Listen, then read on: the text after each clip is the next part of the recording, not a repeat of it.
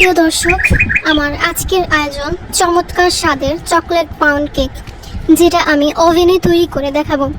আশা করি রেসিপিটি আপনাদের খুব ভালো লাগবে ও কাজেও দিবে। আমার চ্যানেলে আপনি নতুন হয়ে থাকলে লাইক, কমেন্ট ও সাবস্ক্রাইব করে আমার পাশে থাকবেন। দেখতে পাচ্ছেন কেকটা খুবই সুন্দর হয়েছে দেখতে। আশা করি আপনারা বাসায় ট্রাই করবেন। সো চলুন দেখে আসি কীভাবে চকলেট পাউন্ড কেকটা তৈরি করতে হয়। প্রথমে 4টা ডিম নিয়ে নিচ্ছি, 1 কাপ চিনি।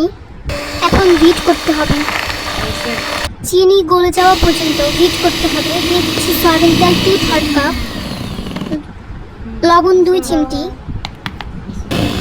হালকা হাতে মিক্স করে নিলাম। একটা ছাঁকনির সাহায্যে ময়দা চালার জন্য ময়দা 1 কাপ, 1/4 কাপ 2 বার করে কোকো পাউডার, বেকিং পাউডার 1 চা চামচ এখন ঢেলে নিব। এখন মিক্স করতে হবে ভালোভাবে, খুব ভালোভাবে মিশ্রণটাকে আমি মিক্স করে নিচ্ছি। মিশ্রণটি মিক্স করার পর দেখতে ঠিক এমনটাই হবে।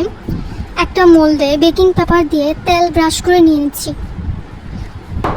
মোল্ডে ঢেলে নিচ্ছি, হালকা হাতে ট্যাপ করতে হবে। ওভেনে 160 ডিগ্রি 5 মিনিট ওভেনটাকে ফ্রি হিট করে নিয়েছি।